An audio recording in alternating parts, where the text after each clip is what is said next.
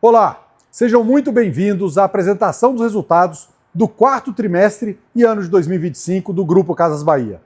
Encerramos 2025 com dois marcos estruturais para o Grupo Casas Bahia: a conclusão da transformação da estrutura de capital e o nono trimestre consecutivo em expansão de margem EBITDA.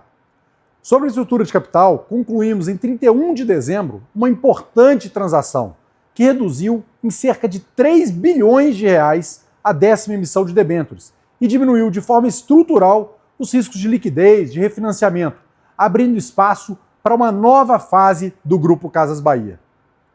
Do ponto de vista operacional, alcançamos 9 trimestres consecutivos de melhoria da margem EBITDA, que atingiu 9,8% no quarto TRI 2025, um avanço de 1,8 ponto percentual em relação ao quarto TRI 24 e de 1,3 ponto frente ao 3T 25.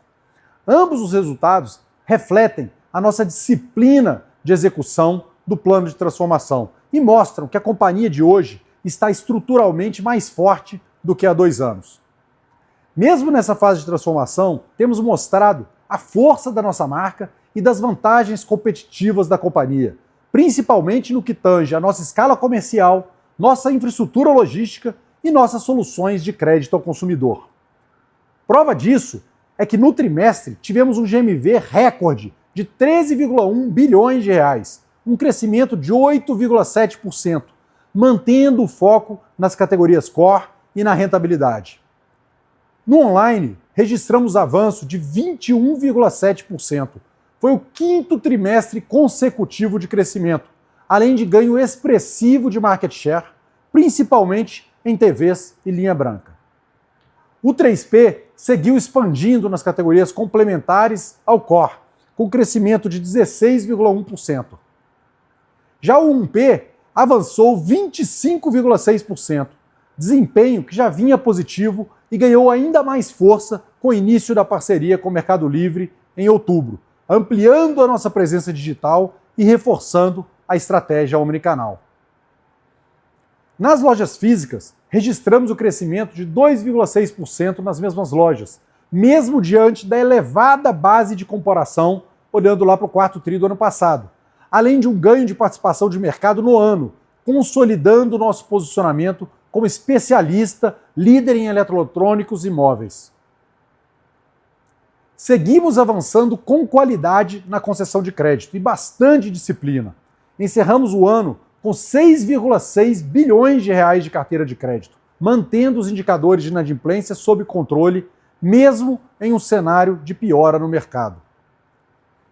Nosso modelo de crédito continua sendo um diferencial competitivo relevante e um importante motor de rentabilidade e fidelização de clientes.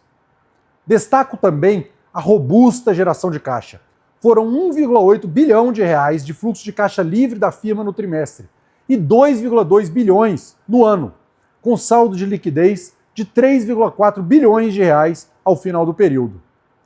Eu passo agora a palavra ao Elcio, que detalhará os resultados financeiros e a conclusão da transformação da nossa estrutura de capital. Obrigado, Renato. Olá a todos. O quarto trimestre teve vários destaques positivos, mas sem dúvida, o mais relevante foi o passo decisivo na transformação da estrutura de capital da companhia. Concluímos no dia 31 de dezembro uma transação que resultou na redução de 3 bilhões de dívida no balanço. Com isso, somado aos resultados positivos do trimestre, a dívida líquida foi reduzida em 75%, passando de 4,5 bilhões de reais para 1,1 bilhão de reais. Como consequência, a dívida financeira líquida caiu de 1,9 vezes para 0,4 vezes o EBITDA. Esse movimento transforma estruturalmente o balanço da companhia, criando uma base muito mais sólida para a próxima etapa da nossa evolução, que é chegar ao patamar de geração consistente de lucro líquido. Em paralelo a essa transformação no balanço, estamos entregando agora o 9º trimestre consecutivo de expansão da margem operacional. Também tivemos crescimento de 7% na carteira do crediário, mantendo os índices de inadimplência sob controle. No trimestre, o fluxo de caixa foi de 1,8 bilhão de reais, levando a uma posição de liquidez de 3,4 bilhões de reais ao final do ano. A receita líquida atingiu 8,5 bilhões de reais, crescimento de 6,1% em relação ao quarto trimestre de 2024, refletindo a evolução consistente do GMV, que atingiu novo recorde histórico. O lucro bruto foi de 2,7 bilhões de reais, com margem bruta de 31,5%, avanço anual de 0,7 ponto percentual. As despesas operacionais permaneceram praticamente estáveis em termos nominais, mesmo com crescimento da receita de 6,1% e inflação de aproximadamente 4,3% no período. Como consequência, o SG&A como percentual da receita recuou 1,3 ponto percentual, evidenciando alavancagem operacional e disciplina no controle de despesas. O EBITDA ajustado atingiu 826 milhões de reais, crescimento de 29% em relação ao ano anterior, com margem de 9,8%. Vale mencionar que tivemos um impacto positivo do DIFAL, ao mesmo tempo em que o mercado segue migrando gradualmente para o mercado online, que possui margens estruturalmente menores que as lojas físicas. No resultado financeiro, observamos impacto positivo e não recorrente, decorrente da operação que transformou o nosso balanço. Vale lembrar que, com a transação que ocorreu no último dia do ano, ainda não capturamos o benefício recorrente da redução das despesas de juros, que deverá aparecer ao longo de 2026. Na linha de imposto de renda, tivemos um efeito negativo de 1,45 bilhão de reais relacionado ao imposto de renda diferido. Em nosso cenário base, a realização desses créditos ocorre dentro de um horizonte inferior a 10 anos, compatível com a geração de resultados tributáveis da companhia. No entanto, realizamos testes de estresse diante do atual cenário geopolítico, que apresenta elevado grau de incerteza. Nessas simulações, consideramos cenários macroeconômicos mais adversos, nos quais a realização desses créditos se daria em prazos mais longos. De forma prudente e conservadora, a companhia optou por constituir um ajuste contábil sobre parte desse ativo fiscal diferido. É importante destacar que esse ajuste não possui efeito caixa e tampouco altera a geração econômica da companhia, sendo exclusivamente um ajuste contábil. Desta forma, o prejuízo líquido do trimestre ficou em 1,5 bilhão de reais. Excluindo esse efeito específico relacionado ao imposto de renda diferido, o prejuízo líquido seria de 79 milhões de reais. Se analisamos o consolidado do ano, a receita líquida cresceu 7,3%, com GMV recorde. O lucro bruto cresceu 6,4% em relação ao ano anterior. A margem bruta teve um pequeno recuo de 0,3 ponto percentual para 30,5%, refletindo principalmente efeitos de mix de categorias e canais. Essa redução foi mais do que compensada pela redução nominal das despesas e pela melhoria de 1,9 ponto percentual nas despesas como percentual da receita.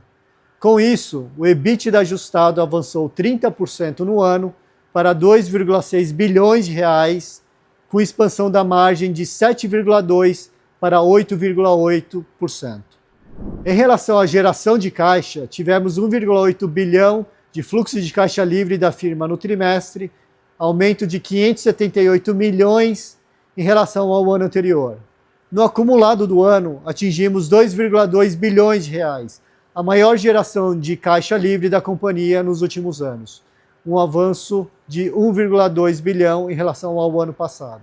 Dando mais detalhes da transformação do balanço, concluímos a reestruturação da 10ª emissão de debêntures, com redução de 3 bilhões na dívida, explicada por 3 componentes principais.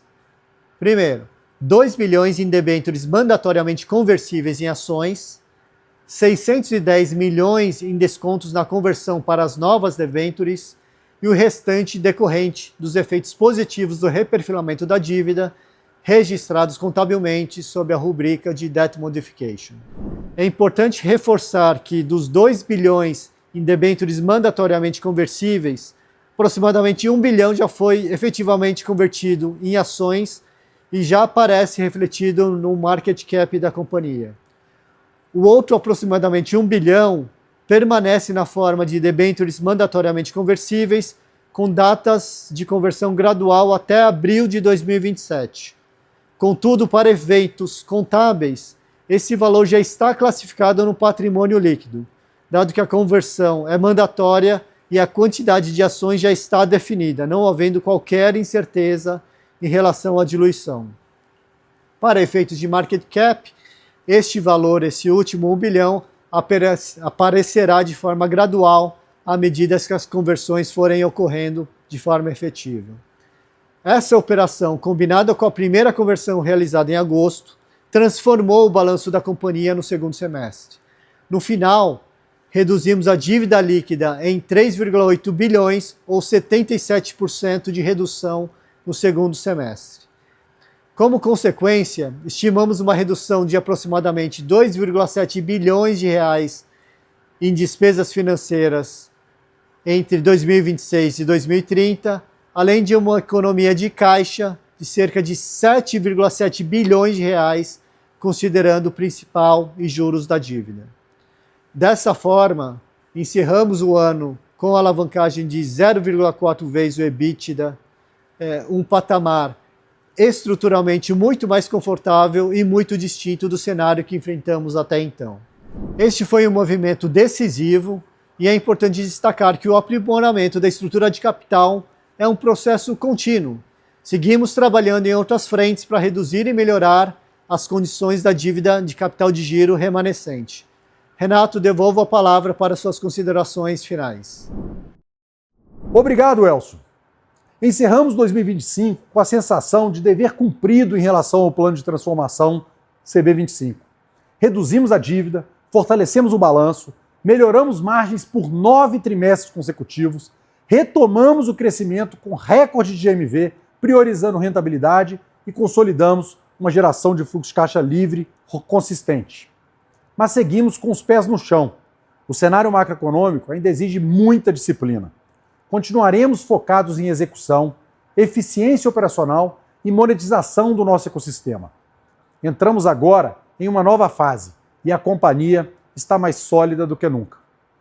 Concluímos a reestruturação do balanço e das operações e passamos a operar com uma plataforma de consumo especializada, com múltiplas alavancas de monetização, lojas físicas rentáveis, 1P digital forte, marketplace complementar e crescente, crediário robusto e serviços financeiros e de mídia ampliando a rentabilidade.